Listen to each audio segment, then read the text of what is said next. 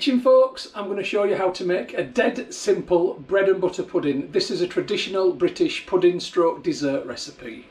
Except, as ever, I'll be putting my twist on it. So the key ingredients for this recipe are, I've got 3 slices of homemade bread, some sultanas, some apricots, dried apricots, some prunes. I've got a bit of homemade applesauce. You can use jam, and most people would use jam. I'm using homemade applesauce. It basically needs to be something sweet. Bit of butter, bit of milk, some sugar, and that's it. Okay, I'm going to begin by buttering one side of each slice of bread.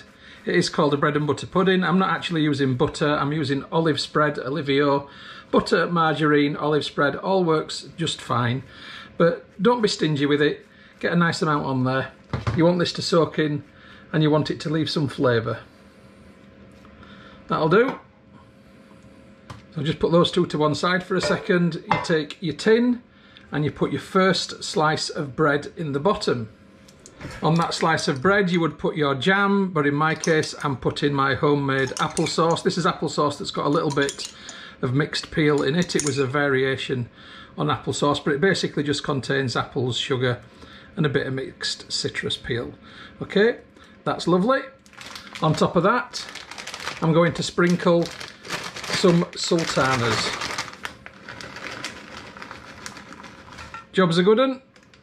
Spread them out a little bit. Next slice of bread goes on top of that, and then a bit more applesauce. This is literally a 5-minute recipe.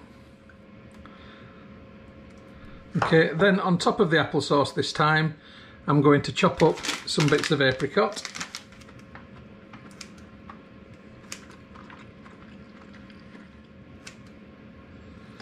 Okay, that will do there.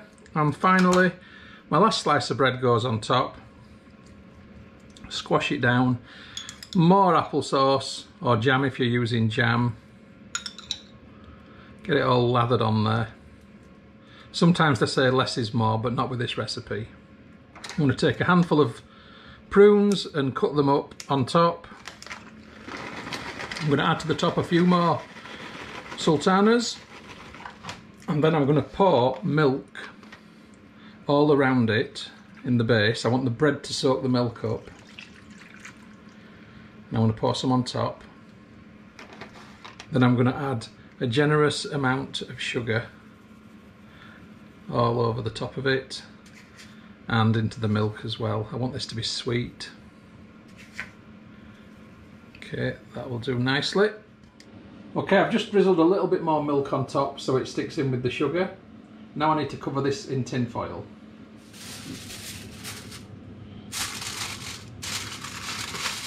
And this is now ready to go into the oven. It's a busy old kitchen, as you can see, but it's now time to get the bread and butter pudding into the oven. And I'm going to let this cook at 180 to begin with, for 30 minutes. Okay, 30 minutes are up. It's time to get this out of the oven.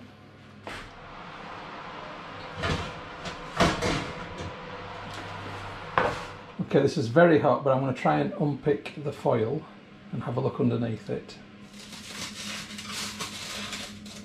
So you can see that the milk has largely been absorbed, but what hasn't absorbed has thickened around the edge. The fruit has swelled with the heat and with the liquid also. I'm going to sprinkle a bit more sugar on top now.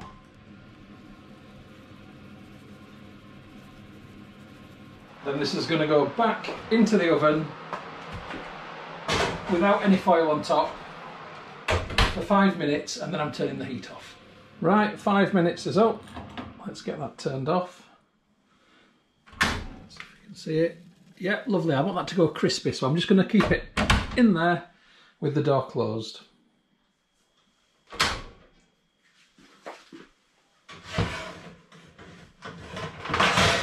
that, my friends, is done. It's crispy on the top, and that's going to be nice and soft in the middle. I'm just going to let that cool down a little bit. Right, it's time to dish up, and I'm looking forward to this. So this will be nice and hot inside. There's that crispiness there.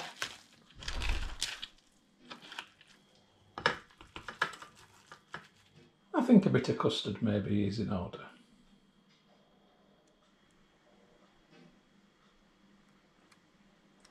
Right, let's get some of this damp neck. Try a bit with the crispy crust on.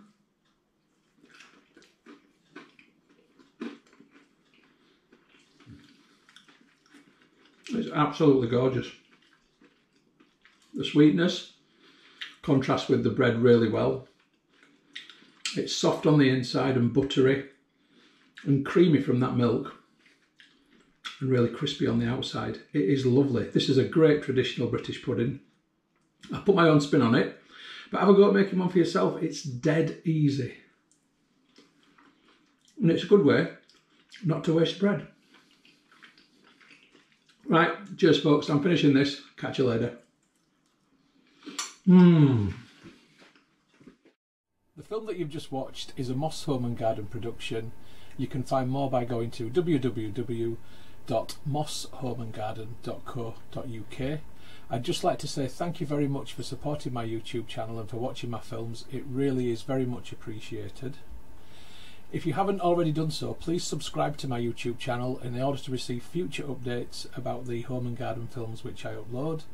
You can find my YouTube channel by going to www.mosshomeandgarden.co.uk. Please click on the red subscribe button. When you've done that, a little bell will appear. If you press that also, then you'll get future updates about the films which I upload. If you like my films, if you like my style of filming, then you might also like my travel channel, which you will find by going to youtube.com/Stuart Moss or type in www.mosstravel.tv. Again, if you could subscribe to that channel, it would be hugely appreciated.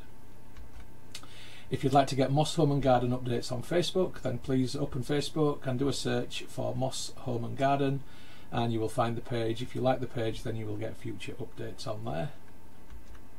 And if you'd like to connect on Instagram for home, garden and travel photography, as well as some stories, then my username is Stu Moss, STUMOSS.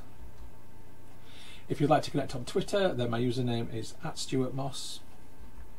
And if you'd like to contact me about film usage or any other issue, please just email me on stewmosshomegarden@gmail.com.